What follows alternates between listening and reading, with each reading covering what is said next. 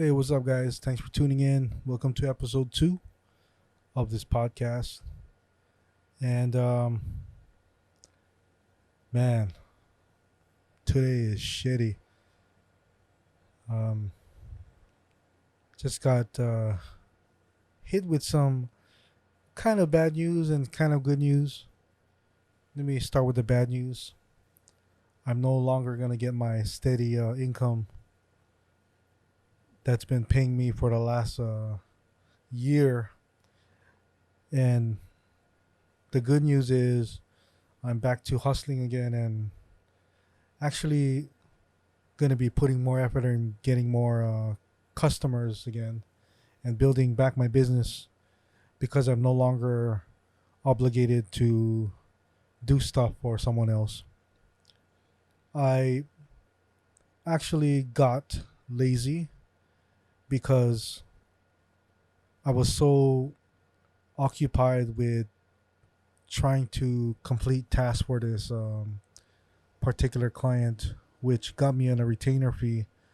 And we started off at a couple thousand, and then I had to bump it up another thousand because of the fact that everything was spontaneous, and I basically had to block everything out of my schedule for this particular client. And it wasn't my fault. I was on time. I try to stay organized. I try to get everything done before the due date. It's just that that person was not organized with his schedule. So we would cancel a lot. We would always end up like doing things last minute.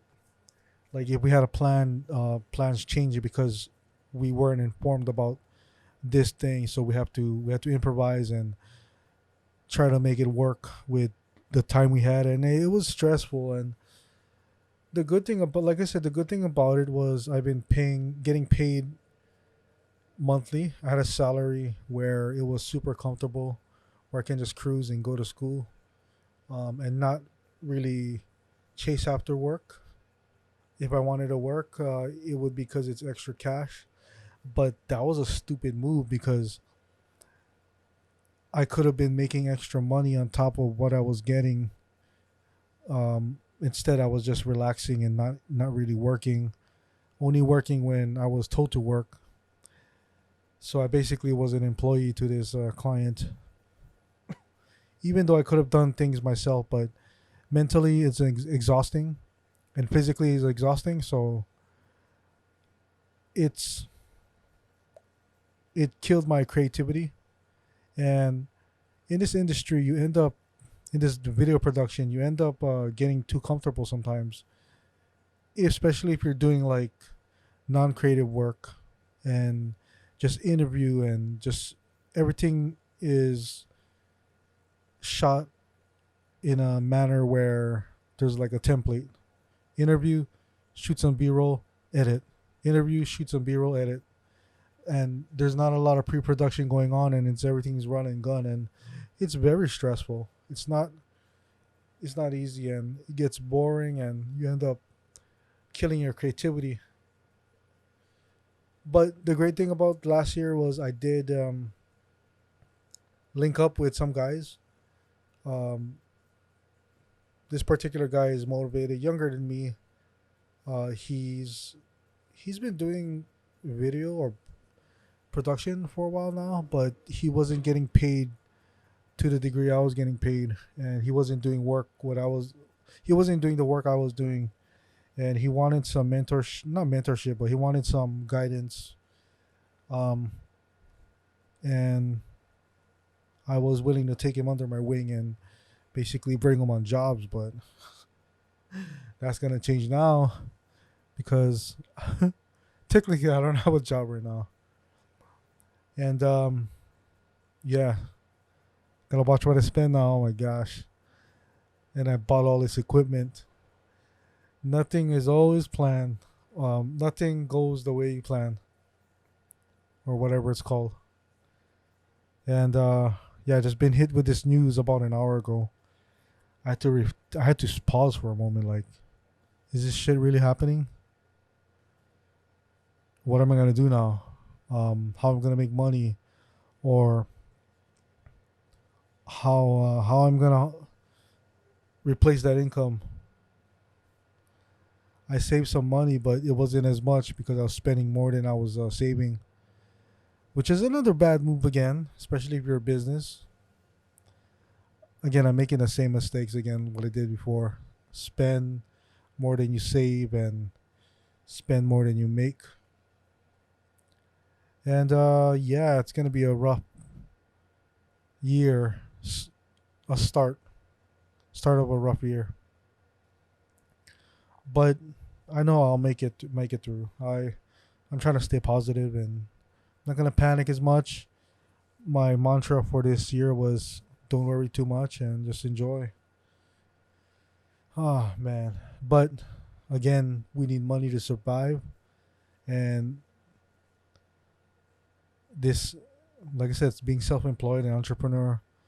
You gotta always stay on your game, man, because things like this will happen, and you never know when it's gonna hit. Again, you ride these roller coasters going high, and then you get the lows, and the lows are really low, and then it goes high again and goes low. It's a damn roller coaster. Nobody. If I knew this was gonna happen, if I knew how stressful this was, I probably wouldn't have done it. But I'm glad I done it because I I get stronger every time, and I get resourceful, and things like this just gets easier and easier. Just gotta think of a way to. You gotta think of another plan and not get too emotional, because the more emotional you get and the more you worry, you'll waste time not executing the next plan, or the next backup plan, and then you'll be stuck in a hole. So I did apply at some places. Should have done this last month again. I was thinking we're going to be busy this year, and I guess we're not going to the Olympics. It sounds like he did want to.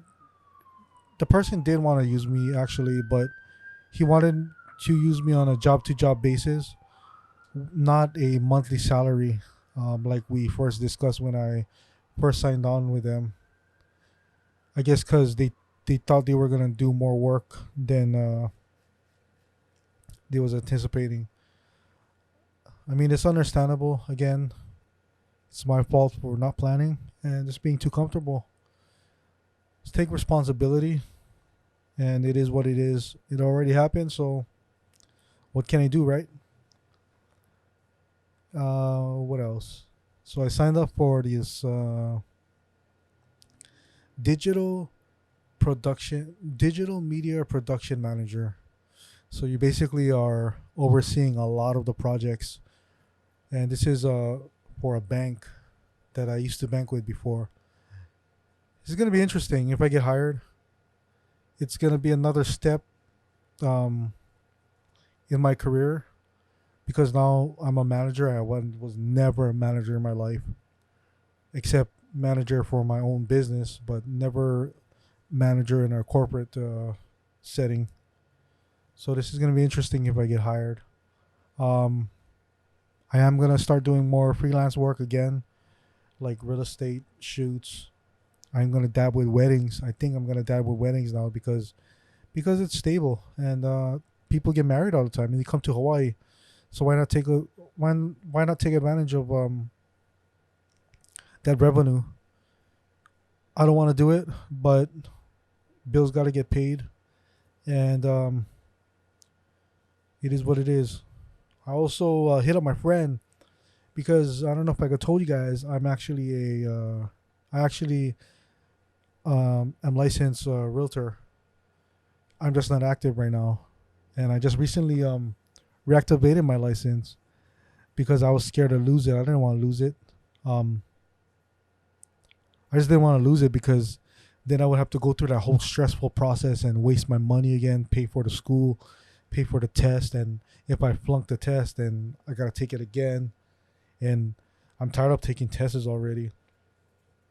I thought after I got into this industry, I was done with that. But yeah, so I preserved it. I saved it. I spent like $300 on the license to get it reactivated. So I'm a free agent right now, and I can hang my license anywhere I want since it got approved. It's good till the end of this year. So my friend works at Hilton Grand, and they do timeshare over there. So they have positions where they do timeshare sales. Um, I was kind of hesitant about it because I hate talking to people like on that level where I gotta sell them stuff. I'm not really comfortable. I mean, I do it of course with video and all that, but I'm more concentrated on the work, the skill, than selling. So this will be a challenge again, and the great thing about it is there's not really a salary cap on it. My friend was telling me some guys make 20 grand a month. That sounds nice because I gotta stack my money, and there is a goal to this whole video production stuff, which is build my own studio and run my own production in the house with podcasts and video. So maybe it was meant to happen because I gotta I gotta up my income, and I promised myself that. The funny thing is, I promised myself, but from this year I was gonna up my income, and I wasn't gonna do it being comfortable, getting paid a couple $1,000s, not even not even more than 10 grand a month. And my goal was to make at least 100 G's this year. So maybe it happened for me, and maybe this was meant to be. So I gotta stay positive and just roll with the punches.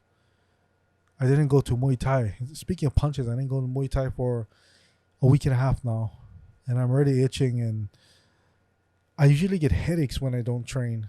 I don't know what it is, but maybe it's a health issue or whatever. But I don't feel good when I don't train. And yeah, I gotta get back into it. Again, like I said, not a good not a good day. Shit happens. Just gotta roll with the punches and just pray for the best.